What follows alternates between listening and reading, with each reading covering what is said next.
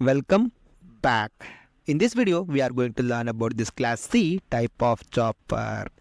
In our previous videos, we have learned about what actually a chopper is, what are the duties of a chopper, what is the operation that is going to happen within the chopper circuits, what a practical chopper means, and in electrically what a chopper is doing. And we have learned about what is class A type of chopper, B type of chopper, and it's time to learn about this C type of chopper. I'm promising you that this video is very interesting. It is not only helpful in subject point of view but also in real world application, in your life point of view. This video is very helpful. Why? Because I'm gonna compare this particular circuit with a real world application like a locomotive. How loco pilots are going to drive the train, how they are going to apply regenerative braking in that locomotives. All those things were discussed within this particular video. So without any delay, let's get into the topic. Typically, it's a chopper circuit, right? A chopper circuit has some responsibilities like this. A chopper needs to satisfy some quadrant of operations. By chopper A, it means chopper type A is satisfied this particular combination with positive voltage and positive current, giving me some positive torque and rotating my motor in some particular direction with respect to this voltage and current. It satisfied my quadrant 1 operation. And chopper B is satisfied voltage with some negative current, in the sense a negative torque. It satisfied regenerative braking of operation in my DC motor.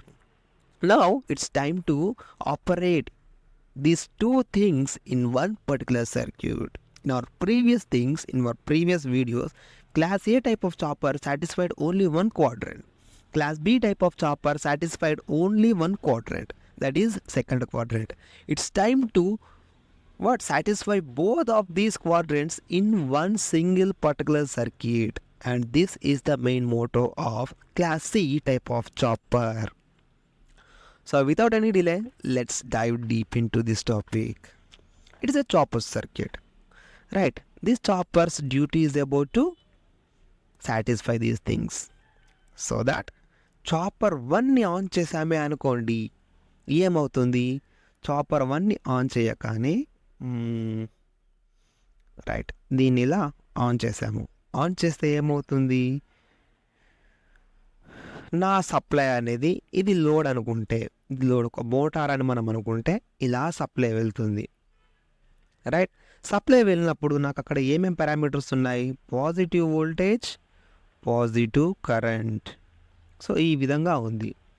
Positive voltage and positive current ఉన్నాయి కాబట్టి first quadrant of operation అనేది satisfy అయింది. ఈ quadrant of operation is satisfied. ఇంకా ఏంటి అని అంటే, ఇంకా కాస్త ఎక్కువగా మాట్లాడుకుంటే మనము, సో ఈ చాపర్ 1 అనేది ఇలా క్లోజ్ అయినప్పుడు నా కరెంట్ అనేది ఇలా ఫ్లో అయింది. సర్క్యూట్ అనేది సోర్స్తో ఇలా క్లోజ్ అయిపోయింది. క్లోజ్ అయిపోయిన టైంలో ఏమైంది? నా ఇండక్టర్ అనేది ఛార్జ్ అయింది. Like this, inductor is charged.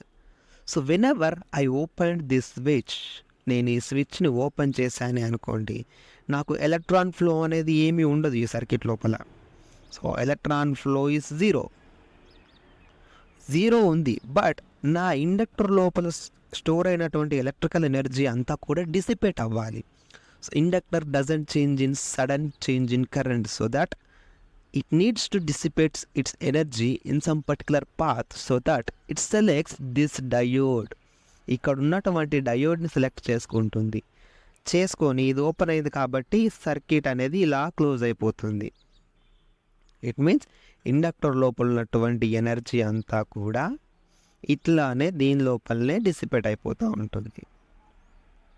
Charging ఏమో ఈ విధంగా అవుతుంది, డిశ్చార్జింగ్ ఏమో ఈ విధంగా అవుతుంది, రైట్? చాపర్ 1 ఆన్లో ఉన్నప్పుడు ఛార్జింగ్, ఇది ఆఫ్ చేసిన వెంటనే ఇందులో discharging. Now first quadrant of operation అనేది కంప్లీట్గా సాటిస్ఫై అయింది అని అనుకుంటే సెకండ్ క్వాడ్రంట్కి వెళ్ళిపోవచ్చు. దీన్ని ఎలా సాటిస్ఫై చేయాలి? సెకండ్ క్వాడ్రంట్లో మనకు ఒక కండిషన్ ఉంటుంది. What is that? EB should be greater than that of we.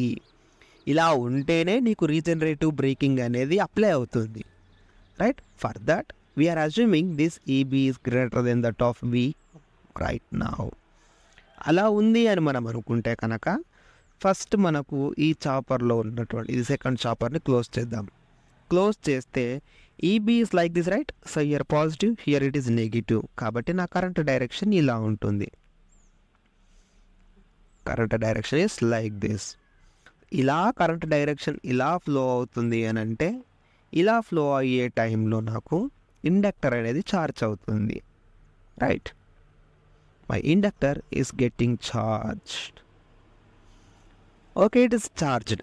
Now suddenly I opened this switch. Switch open చేస్తే ఎలక్ట్రాన్ మూమెంట్ ఏది ఉండదు. So current is going to become zero. But inductor లోపల ఉన్నటువంటి electrical energy, the energy that is stored in the form of magnetic field by an inductor has to be dissipate right now. కాబట్టి దానికి ఒక path కావాలి.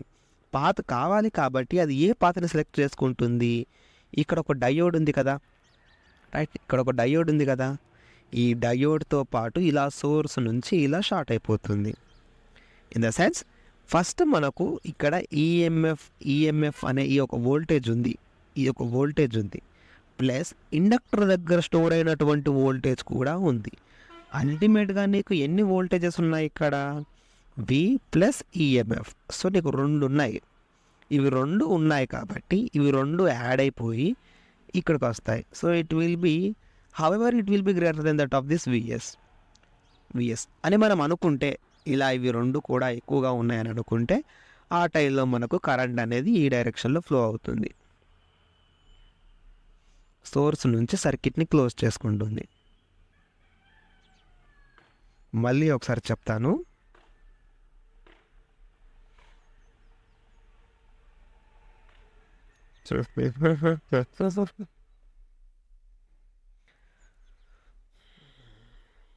First quadrant of ఆపరేషన్లో ఏం జరుగుతుంది అని అంటే చాపర్ 1 ఈస్ క్లోజ్. ఇది క్లోజ్ అయినప్పుడు మనకు ఇలా సర్క్యూట్ క్లోజ్ అయిపోయింది. క్లోజ్ అయిన టైంలో ఇండక్టర్ అనేది ఛార్జ్ అయింది. ఛార్జ్ అయిన తర్వాత ఏమవుతుంది? చాపర్ 1 నేను క్లోజ్ చేశాను. క్లోజ్ చేస్తే నాకు ఈ ఫ్లో అంతా కూడా ఆగిపోతుంది. ఎలక్ట్రాన్ ఫ్లో ఏమీ ఉండదు.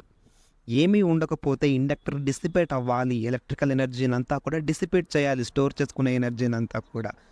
అదొక పాత్ని చూస్ చేసుకుంటే and that is in this direction. ఈ డయోడ్తో ఇలా షార్ట్ అయిపోయి ఈ పాత్ని సెలెక్ట్ చేసుకొని డిశ్చార్జ్ అయిపోతుంది.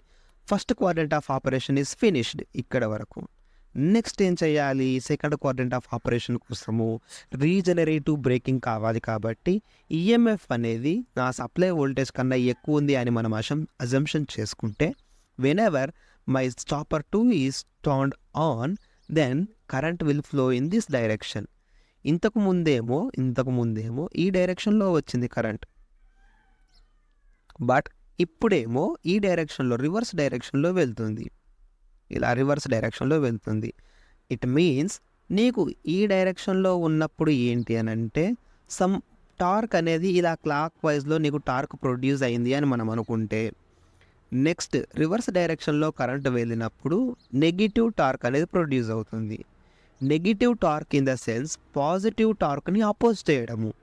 అప్పటి వరకు పాజిటివ్ టార్క్తో ఏదైతే అది ఇనర్షియాలోకి వచ్చిందో, సమ్ ఫోర్స్ ఆఫ్ ఇనర్షియాలోకి వచ్చిందో, అంటే మనం వీల్ మూమెంట్ అనేది లోకోమోటివ్ని మనం అజంప్షన్ చేసుకుంటే వీల్ మూమెంట్ ఫస్ట్ ఇలా ఉంది, ఫార్వర్డ్ డైరెక్షన్లో ఇలా తిరుగుతుంది అని మనం అనుకుంటే, ఇలా రొటేట్ అవుతుంది అని మనం అనుకుంటే, సడన్గా దానికి నెగిటివ్ సప్లై రావగానే ఇలా తిరిగేది కాస్త దాన్ని అపోజ్ చేయడానికి ట్రై చేస్తుంది నెగిటివ్ టార్క్. సో ఇది రీజనరేటివ్ బ్రేకింగ్ అన్నమాట. రీజనరేటివ్ బ్రేకింగ్ ఎలా అప్లై చేస్తారు లోకోమోటివ్స్లో అని మనం చూసుకుంటే కనుక, ఫస్ట్ మనకు supply voltage, main supply voltage అనేది ఇచ్చినప్పుడు, లైక్ ఒక నిమిషం ఇదంతా మళ్ళీ రబ్ చేస్తాను.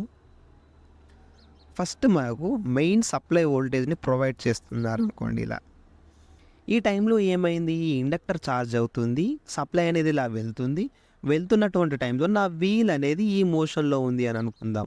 లైక్ క్లాక్ వైజ్ డైరెక్షన్లో ఉంది. ఒక 100 స్పీడ్లో ట్రైన్ వెళ్తుంది. 100 స్పీడ్లో వెళ్తున్నప్పుడు సమ్ స్టేషన్ దగ్గరకు వచ్చాక లోకో పైలట్ దాన్ని ఆపాలని చూస్తున్నాడు కాబట్టి ఒక 5 కిలోమీటర్స్ ముందే తను బ్రేక్ అప్లై చేయాలి. బ్రేక్ అప్లై చేసేటప్పుడు ఏం చేస్తాడు? సో అక్కడ బ్రేక్ అప్లై చేసి బ్రేక్ అప్లై చేసి వదిలేసాక నీ వీల్స్ అనేటివి ఫ్రీగా రొటేట్ అవుతాయి. వై? బికాస్ బ్రేక్ అప్లై చేసినప్పుడు సోర్స్ని వాడేం పెట్టాడు కదా, సోర్స్ ఇవ్వడు.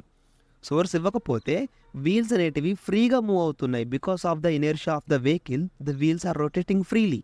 It means there is a scope to get some electrical energy from that mechanical energy. ఆ వీల్స్కి అటాచ్ అయి ఉన్నటువంటి మోటార్స్ ఏవైతే రొటేట్ అవుతాయో అవి డైనమో లాగా వర్క్ అయ్యి, మామూలుగా మనం డైనమోస్ తిప్పితే ఎలక్ట్రిసిటీ జనరేట్ అవుతుంది కదా, అదేవిధంగా మనకు వీల్స్ యొక్క మూమెంట్ నుండి ఎలక్ట్రికల్ ఎనర్జీ అనేది ఈ మోటార్ నుంచి రివర్స్ డైరెక్షన్లో రావడానికి ఛాన్స్ ఉంటుంది. రైట్? రివర్స్ డైరెక్షన్లో రావడము అని అంటే మామూలుగానైతే ఇలా ఈ డైరెక్షన్లో ఉన్నప్పుడు నీకు ఇలా రొటేట్ అయింది, వీల్ అనేది ఇలా రొటేట్ అయింది. సో ఇప్పుడు నీకు ఈ ఈఎంఎఫ్ వల్ల, రీజనరేటివ్ పవర్ వల్ల, రీజనరేషన్ చేసినటువంటి పవర్ వల్ల రివర్స్ డైరెక్షన్లో నీకు కరెంట్ అనేది ఫ్లో అవుతుంది. రివర్స్ డైరెక్షన్లో కరెంట్ ఫ్లో అవుతుంది అని అంటే it is opposing the inertia of that vehicle. ఆ ట్రైన్ యొక్క ఇనర్షియాని అపోజ్ చేస్తుంది, ఆపోజిట్ డైరెక్షన్లో టార్క్ని ప్రొడ్యూస్ చేస్తుంది. Why? Because current is directly proportional to the direction of torque. Current ఏ డైరెక్షన్లో వెళ్తే టార్క్ అదే డైరెక్షన్లో ఉంటుంది. నీకు అల్టిమేట్గా వోల్టేజ్ అనేది పాజిటివ్గా ఉంటుంది. ఇక్కడ అల్టిమేట్గా voltage is positive, but the current direction is going to be changed. Why? Because నీకు మామూలుగా సప్లై వోల్టేజ్ నుంచి ఇలా వచ్చినప్పుడు పాజిటివ్ వోల్టేజ్ అండ్ పాజిటివ్ కరెంటే ఉంది. ఎందుకంటే ఇది positive thing, it is corrected here and it is ultimately positive voltage only. Next regenerative braking టైంలో చూసుకున్నట్టయితే మనకు ఈ ఈఎంఎఫ్ అనేది ఎలా ఉందండి, దీని టెర్మినల్స్ ప్లస్ మైనస్. అల్టిమేట్గా నీకు ఇక్కడ ఏమవుతుంది, పాజిటివ్ వోల్టేజే అపియర్ అవుతుంది, బట్ కరెంట్ డైరెక్షన్ మాత్రమే రివర్స్ అవుతుంది. నీకు ఇక్కడ కరెంట్ డైరెక్షన్ మాత్రమే రివర్స్ అవుతుంది అంటే నీకు టార్క్ మాత్రమే చేంజ్ అవుతుంది. అక్కడ టార్క్ డైరెక్షన్ మాత్రమే చేంజ్ అవుతుంది. And it is applying like a break, it is opposing the motion of that vehicle. ఇలా ఉన్నటువంటి టార్క్ని ఇలా అపోజ్ చేస్తుంది ఈ రీజనరేటివ్ బ్రేకింగ్ అనే మెథడ్ని యూజ్ చేసుకొని. కాబట్టి అందుకే దీన్ని రీజనరేటివ్ బ్రేకింగ్ అని అంటాం. మనం జనరేట్ చేసుకున్న పవర్తోనే బ్రేకింగ్ని అప్లై చేస్తున్నాము. ఈ జనరేట్ చేసిన పవర్ రివర్స్ డైరెక్షన్లో కరెంటును పంప్ చేస్తే ఆ పంప్ చేసినటువంటి కరెంట్ రివర్స్ డైరెక్షన్లో టార్క్ను ప్రొడ్యూస్ చేసి వెహికల్ని ఆపడానికే హెల్ప్ చేస్తుంది. And that is all about regenerative braking. So ఇలా నాకు సర్క్యూట్ క్లోజ్ అయినప్పుడు, చాపర్ 2తో సర్క్యూట్ క్లోజ్ అయినప్పుడు రివర్స్ డైరెక్షన్లో ఇండైరెక్ట్ ఇది మన ఇండక్టర్ కూడా ఛార్జ్ అవుతుంది. ఇండక్టర్ ఛార్జ్ అయిన తర్వాత whenever this chopper is opened here, చాపర్ని ఓపెన్ చేశాక ఇండక్టర్ లోపల ఉన్నటువంటి ఎనర్జీ అంతా కూడా డిసిపేట్ అవ్వాలి. For that we need some source. ఏదో ఒక సోర్స్ కావాలి మనకు, అంటే ఏదో ఒక పాత్ కావాలి, ఆ పాత్ నుండి డిసిపేట్ అవ్వాలి. అప్పుడు ఏం చేస్తుంది అంటే జనరల్గానైతే నీకు ఇక్కడ ఈఎంఎఫ్ అనే ఈ ఉంది, ప్లస్ దానికి తోడు ఇక్కడ ఇండక్టర్లో స్టోర్ అయినటువంటి వోల్టేజ్ కూడా ఉంది వి అనేది. ఇవి రెండు కలిసాయి అనుకోండి, it will be greater than that of this supply voltage. Then ఈ ఇండక్టివ్ కిక్ వల్ల మనకు ఈ డయోడ్ నుండి ఇలా షార్ట్ అయిపోతుంది పాత్ అనేది. సో ఇలా డిసిపేట్ అవుతుంది. రీజనరేటివ్ బ్రేకింగ్ మోడ్ ఆఫ్ ఆపరేషన్లో సెకండ్ క్వాడ్రంట్ ఆఫ్ ఆపరేషన్లో నీకు డిసిపేషన్ అనేది ఈ విధంగా జరుగుతుంది. Fine, I hope you understand this thing. And మళ్ళీ ఒక్కసారి లాస్ట్లీ డ్రా చేస్తాను. పాజిటివ్లీ ఇలా ఛార్జ్ అయింది, ఇలా డిసిపేట్ అయింది, ఇట్ ఈస్ ఫినిష్. నెక్స్ట్ నెగిటివ్గా, అంటే నెగిటివ్ కరెంట్ రావడానికి సెకండ్ క్వాడ్రంట్ ఆఫ్ ఆపరేషన్లో మనకి ఏం జరిగింది, ఛార్జింగ్ అనేది ఇలా జరిగింది, డిశ్చార్జింగ్ అనేది ఇలా జరిగింది. ఇవి గుర్తుంచుకోండి. అండ్ నెక్స్ట్ వేవ్స్ ఒకసారి మాట్లాడుకుంటే, వేవ్స్ దగ్గర ఏముంది, దీస్ ఆర్ అవర్ వేవ్స్.